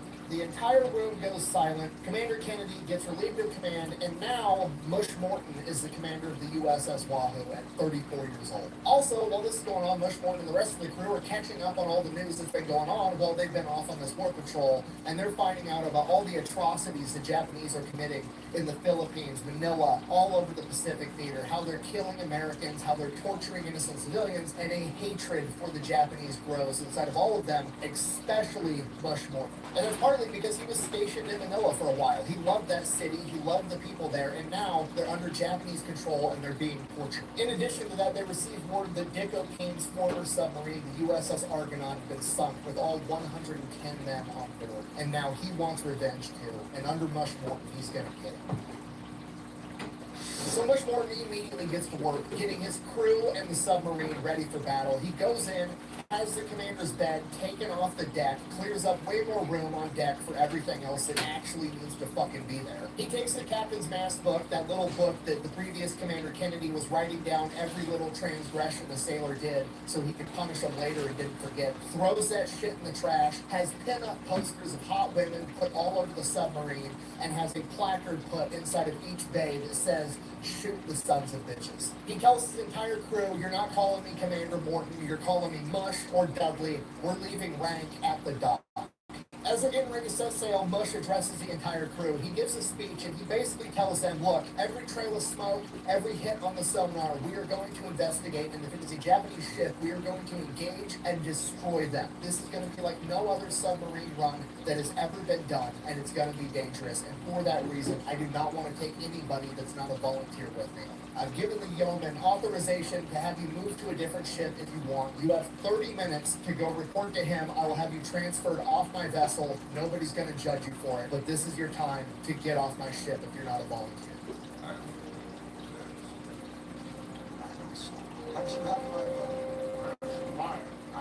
Nobody leaves. Everybody's fucking pumped. It's game time. January 16th, 1943, the USS Wahoo departs from Australia on its third war patrol and the first war patrol under Mush Morton. As soon as they get underway, Mush Morton continues to change absolutely everything. He does something that is unprecedented. He informs Dick O'Kane, his XO, that he is going to be the one manning the periscope. Okay, that doesn't seem like a big deal. It's a huge deal. Nobody fucking does that. The periscope belongs to the captain of the ship, okay? Nobody touches it except for him. He's the guy looking through the periscope. He's the guy making the decisions. But Mush Morton has a different idea. He wants to be the one sitting back, taking in all of the information. He wants somebody manning the periscope reporting back to him. He wants the sonar guys reporting back to him. He wants the targeting guys reporting back to him, getting all the information and making the decision. He is essentially going to be the computer, not the sensing objects. This is what is going to allow Mush Morton to focus on the overall big picture of the complete battlefield and not get tunnel vision inside the tiny viewpoint of the periscope. And again, it still kind of seems like, okay, that's not that big of a deal, but to all the officers involved, this shows an unprecedented, never before seen amount of trust that Mush Morton is putting in the officers beneath him. And it is a level of the ability to delegate that nobody has ever seen before. Now, the mission that the USS Wahoo's been sent on is a reconnaissance mission. You gotta realize the chain of command probably didn't want to give Mush Morton some big, dangerous mission on his first go. They're gonna give him something easy. Go do some recon, establish yourself as a leader, get some experience under your belt, and then we'll send you out to go do some dangerous stuff. But as Mush Morton said, if we see an enemy, we're gonna sink an enemy. He's out to set a tone, not to spy on people. So he is sent out to a place called Wewak Harbor off the coast of New Guinea. This area is deep inside of Japanese-held territory. They have airstrips, harbors, supply lines. It is a Japanese hub in the Pacific at this point in time, and because of that, they haven't been able to get a lot of aerial reconnaissance or any reconnaissance at all, so they don't even have a good layout of the geography, and that's what the USS Wahoo is supposed to be doing. On their way there, a member of the crew comes up to, the XO and the commanding officer, Mush Morton, and is like, sir, this is going to sound dumb, but I think I have something that might help us. This crew member, while they were in Australia on leave, had went out and purchased a children's geography book, like an atlas, and he was going to take it back home and give it to his kids as a souvenir. And inside of this atlas, there was pretty detailed maps of Wewak Harbor. And they were actually, significantly better, more detailed, and showed islands that the U.S. military maps didn't even have on them. So now, Mush Morton finds a guy in his crew that was an amateur photographer that has some experience with this type of stuff, and gets him to be able to project the two maps over each other and get them to scale, and recreates a new, more detailed, more accurate map of Wewak Harbor. And just like that, mission accomplished. That was the whole objective that they were being sent out to go do, and they're already done. Side quest, let's go fuck shit up. January 24th, 1943, the USS Wahoo sails straight into Wewak Harbor. It's within 30 miles of a Japanese airstrip, on the surface, traveling 20 knots. They're not even submerged. Now, to the crew, this seems crazy. Okay, we had Commander Kennedy that was way too conservative, and now this guy's a complete 180, and he's being a little bit reckless. But Mush Morton realizes that the water here is so shallow, they're only going to be able to dive to 90 feet. So, even if they were submerged and an aircraft flies over, they're still going to be able to see the submarine under the water. So there's no point in traveling at 3 knots when you can be traveling at 20 knots if you're visible either way. So if you can't be sneaky, you might as well be fast. So they're hauling ass on the surface through Wewak Harbor, and they come up on a Japanese destroyer. It's 4,000 yards away. They look at Commander Mush Morton and is like, sir, you want us to shoot some torpedoes at him? He's like, absolutely, but let's get right on top of it first. They look at him like he's absolutely crazy. And they're like, what? They're Japanese. They're never going to expect an American submarine to be inside their own harbor this close to take a shot. To which his crew responds, yeah, I wouldn't expect us to do that either. So they sneak up within 1,700 yards, at which point Dick O'Kane is looking at Mush Morton like, bro, are we going to fucking take this shot or not? It's a bullseye at this point. And Mush Morton says his new catchphrase, anytime, Dick. They fire 3 torpedoes, 3 hits, break the back of the Japanese destroyer, sink it instantly. Bushmorton then immediately orders a dive. They dive down to 90 feet, slip out of enemy-held territory. 12 hours later, they resurface. Morton cracks open the massive store of booze that he had loaded onto the ship, and they have a party. Then 2 days later, on January 26th, they see smoke on the horizon. Better go investigate what's going on there. So they chase them down. They see a Japanese ship. They dive to periscope depth. They start maneuvering into position, and it's actually 3 Japanese ships in a convoy.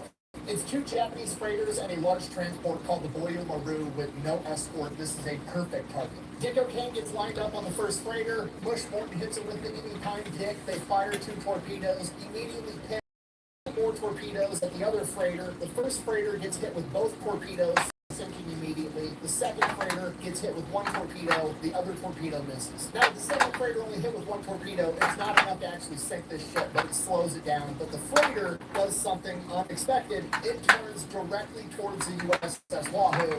It's going to try to ram the sub and cut it in half. Bushmorton doesn't panic. He just grins and says, and I quote, "Shoot that son of a bitch down the throat." Okay, this is unprecedented because a down the throat shot is when you're shooting straight on at a ship, okay? The ships are arched in the water like this. You have to hit a dead ass bullseye because if you don't hit it right at the front, it's going to glance off the side and the torpedo's not going to explode and hit the ship. So this is a low probability maneuver, but this is Bushmorton and Dicko Kane. As the USS Wahoo's maneuvering to line up this perfect shot, one of the crew members accidentally fires one of the torpedoes prematurely. The Boyo Maru, not the freighter, the transport, sees this coming towards it and veers out of the way for fear that it's coming for it instead. And this exposes the Boyo Maru's entire broadside, at which point Bushmorton and Dicko Kane are like, fire 2 more right at the broadside of that big-ass transport. Fire 2 torpedoes, 2 hits, cripples the Boyo Maru. It's going down now, too. Problem, we still got this slow-ass freighter coming to cut us in half. So Wahoo lines up this shot again, fires 2 torpedoes at this freighter right down the throat. One of the torpedoes detonates early, and the other torpedo is a direct hit,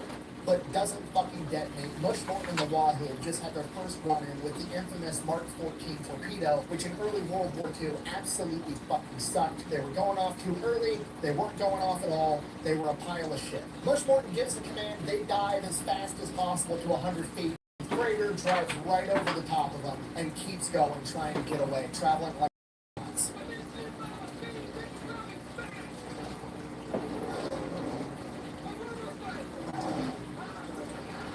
The Wahoo. 2 ways to save up to 20% on your business insurance. Go to Fiverr.com or just give us a call.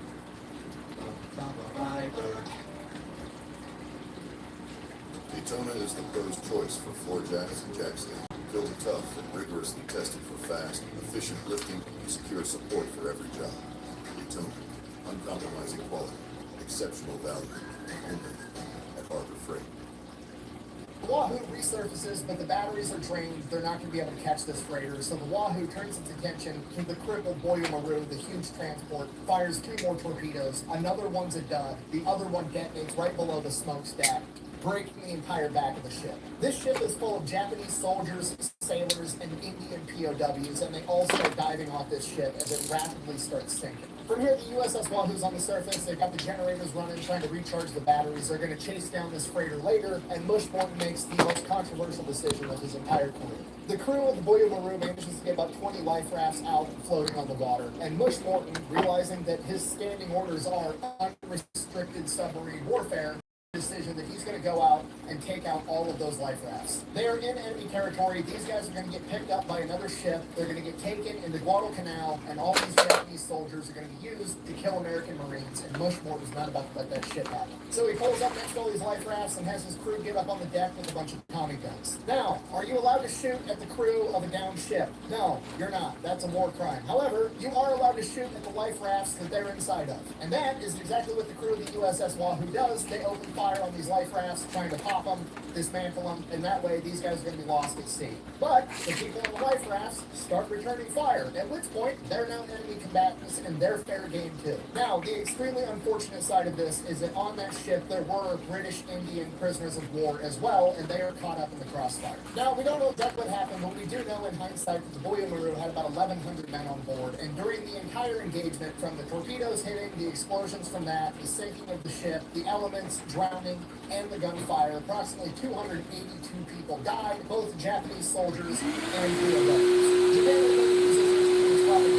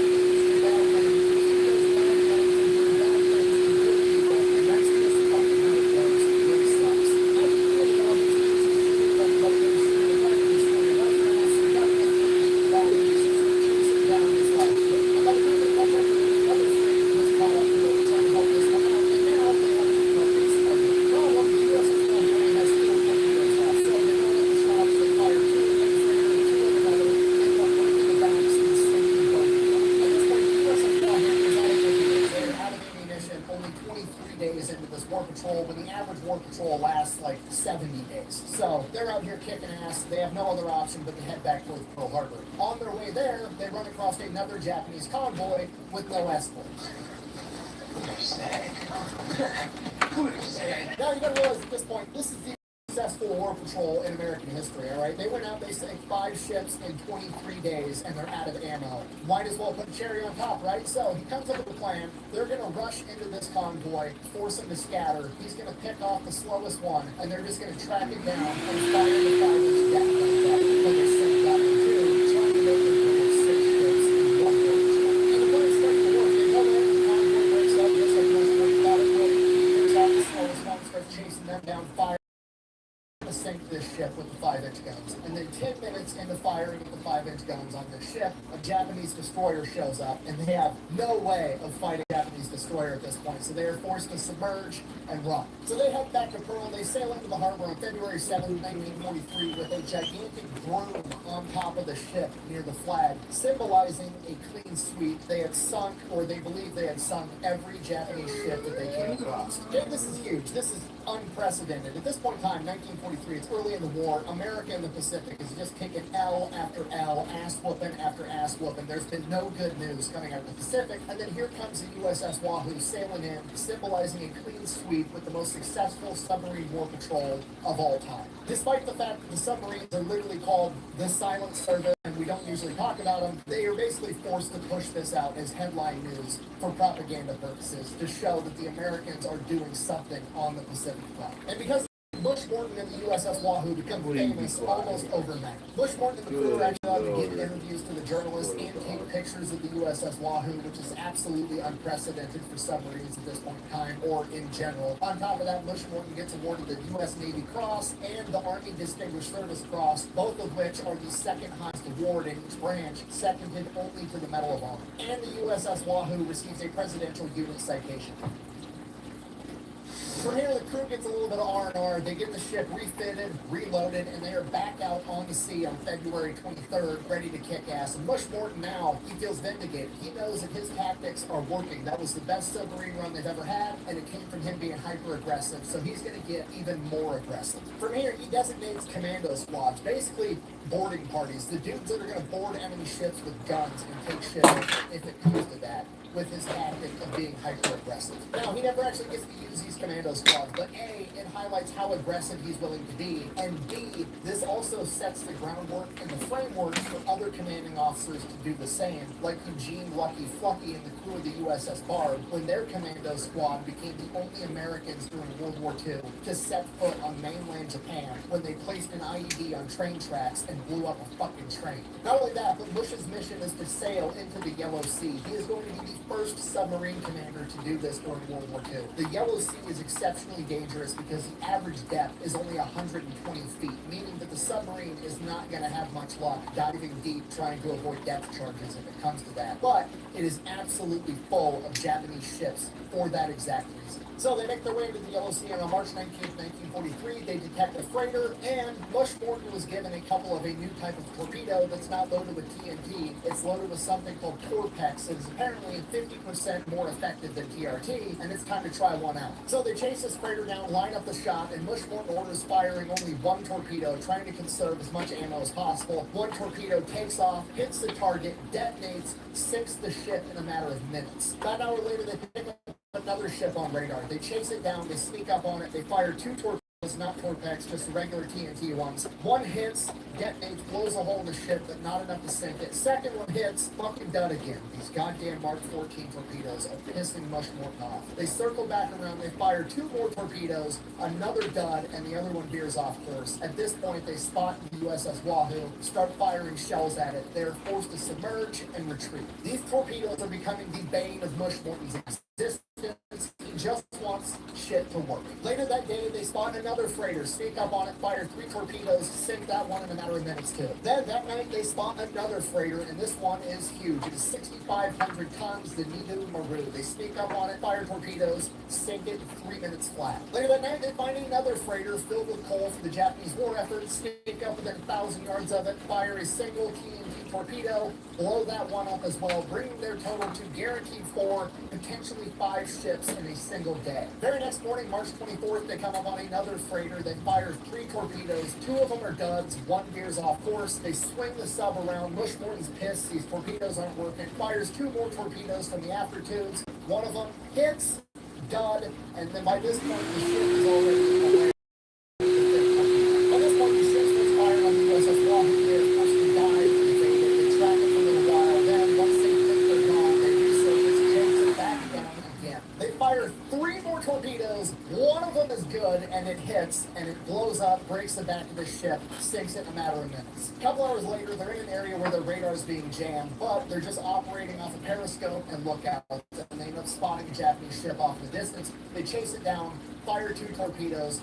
Both of them prematurely detonate. Now at this point, the USS Wahoo only has 2 torpedoes left, at which point Bush Morton doesn't want to waste them if he doesn't have to on this ship, so he kind of looks over at Dick O'Kane on the periscope. He's like, hey Dick, did they got any guns on the deck of that ship? And Dick's like, not a single one. At which point, Bush Morton's kind of like, Bush Morton orders them to surface the ship. They're going to sink this motherfucker with the deck guns. They roll up and just start unloading on this ship with the 4-inch guns and the 20mm guns, punching the holes. It's dead in the water and burning. While this is going on, another Japanese freighter rolls up. These guys have guns, so they think they're going to fight back. They start shooting at the USS Wahoo. USS Wahoo starts shooting back with the 5-inch and 20mm guns and wrecks that ship too. Obviously, this is not as effective as a torpedo, but over the course of a couple hours, both of these freighters end up sinking. Next day, they come across this little fishing ship, but this fishing ship has this comically large communications array on it. And they're like, that's a fucking scout. So they go, they engage, they open up on it with the deck guns, and at this point, they're so close, they're hammering this little ship, but this little fucking ship just will not sink. Bush Morton sends up the commando crews, but the ship is too rough for them to actually board it. So these guys run back down into the sub, they go into the galley, they grab a bunch of liquor bottles and make homemade Molotov cocktails and start throwing the Molotovs onto this fishing ship. This little ship was just taking so much fire, Bush Morton eventually decided, like, okay, I've wasted enough ammo on this thing, it's dead in the water, we've destroyed the communication array,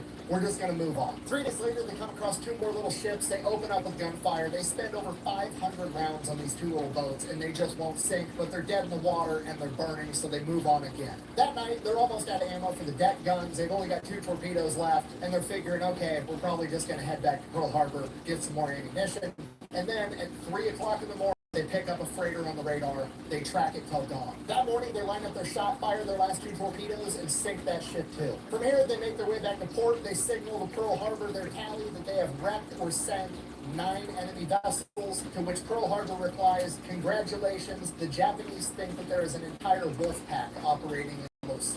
If you don't know, that means that the USS Wahoo just fucked up so many enemy ships that the Japanese think that there's an entire fleet of submarines operating in the LOC, not just Bush Morton and the USS Wahoo.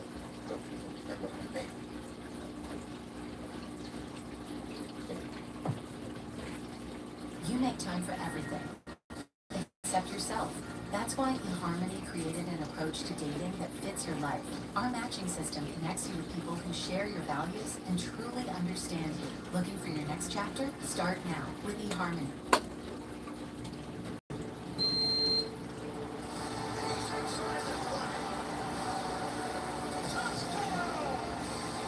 New customers spend $5 and get $250 in bonus bets if you win.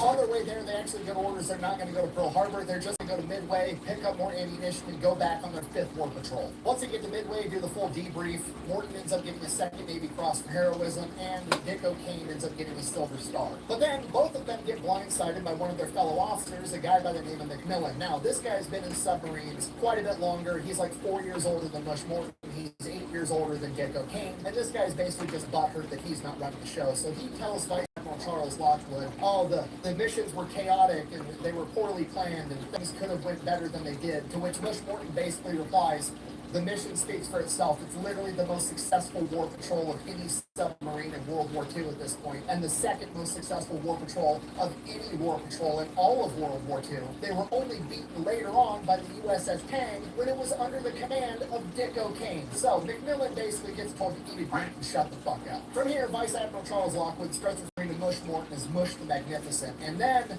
Mush Morton kind of starts pissing off a lot of other officers. One, he's getting a bunch of press coverage. Everybody's getting jealous. The spotlight's on him. The highest guy up in submarines, Lockwood, absolutely loves him. And then on top of it, Mush Morton writes a scathing letter about how ineffective these torpedoes are, how it needs to get fixed. And at this point in time, you gotta realize the United States Naval Committee in charge of like the armament of ships basically has come out and said, no, there's nothing wrong with the Mark 14 torpedo. You guys just aren't good at using them, which is complete bullshit. Every submarine commander and any dude that used a torpedo in World War II acknowledges that they're a giant piece of shit. But now that this is coming from Mush Morton, the most successful submarine commander and one of the most famous war heroes of World War II, it starts making a lot of waves and pissing off a lot of high-ranking officers because now they're getting in trouble. Regardless, the Wahoo gets restocked, refitted, and sets off on its next war patrol on April 25th, 1943. This time they're getting sent up to the Aleutian Islands because apparently there's a huge Japanese fleet up there, and they want the USS Wahoo to go distress the enemy. It's better if nobody trick. You don't know anything. What are you talking about? I'll take care of it. So they make their way up there, they identify a Japanese airstrip. Dick O'Kane, going full gun-ho, says we should start shelling this thing with the deck guns. But Mush Morton declines the offer because they're there to sink enemy ships, not announce their presence by firing shells onto an airfield. So they forego that idea. Fast forward to May 4th, they finally come across an enemy ship, and it is an auxiliary seaplane tender with a plane on top of it.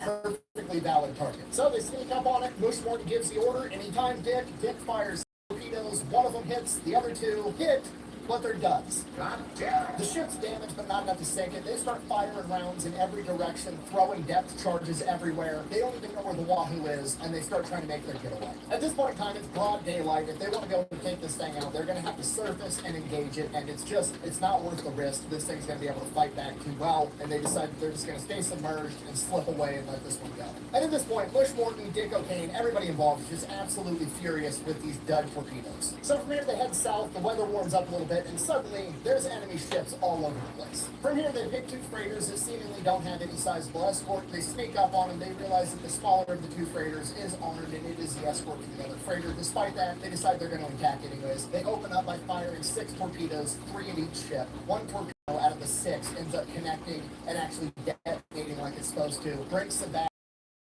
starts sinking, and the small escort freighter starts charging the USS Wahoo. Mush orders the emergency dive. They dive down, and the small escort drives right over the top of them and starts dropping depth charges, but they're too deep to actually affect the submarine. They make it out okay. At this point, the crew's starting to get discouraged. Mush Morton's getting pissed. He's got a reputation to uphold. Every time he fires a torpedo, 75% of the time, it's a dud. So at this point, Mush Morton greenlights the idea. They're take apart the torpedoes, they're going to throw out the magnetic detonator, and they're just going to set these things to detonate on impact. From here, Mush Morton gives the crew a speech. I'm paraphrasing, but he essentially says, that's it, we're done sneaking around. We're going to get right up close to these guys and punch them in the goddamn teeth with these torpedoes set to impact. Now the crew's getting fired up. They think they fixed the torpedo issue. Captain's not giving up. They're not giving up either. Sure enough, the next morning they spot 2 ships, one big-ass oil and a freighter. They go to engage. They fire 6 torpedoes, 3 at each. The 3 fired at the tanker all detonate, blow this thing up, sink it in like under a minute. Out of the other 3, 1 hits, 1 detonates, but it snaps the spine, and that one sinks too.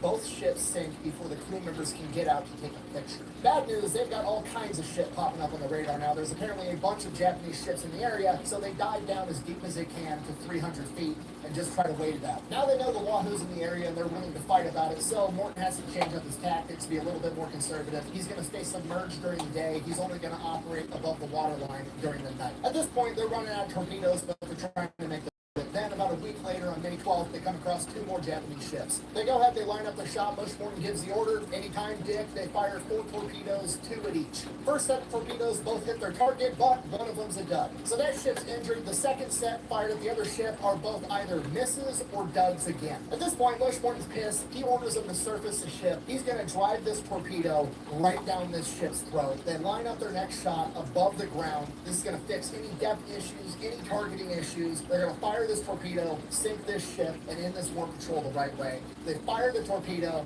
direct hit, it's a fucking dud. Mush Morton orders the gun crews to go up. They're going to finish off with the 4-inch guns and the 20 millimeters. As soon as they open the hatch, that other ship starts firing on the USS Wahoo, and Mush Morton makes the decision that that ship is not worth a single member of his crew. He orders them back in, and they dive down. At this point, all they can do is head back to port. That's exactly what they do. They sail into Pearl Harbor. They did not fly the broom this time. This was not a clean sweep. Mush Morton is absolutely pissed off with their performance, but Charles Lockwood, the commander, is actually pretty happy with it. By the metrics of all the other submarines that are going out right now, this is still a very successful war patrol, but Mush Morton's standards for him and his crew are just that much higher that he's not happy with it at all. Just like that, Mush Morton is issued another Navy Cross, and Dick O'Kane is given another Silver Star. Dick O'Kane is also promoted, and he is going to get a submarine of his own, and he is going to be the commander of the new submarine, the USS.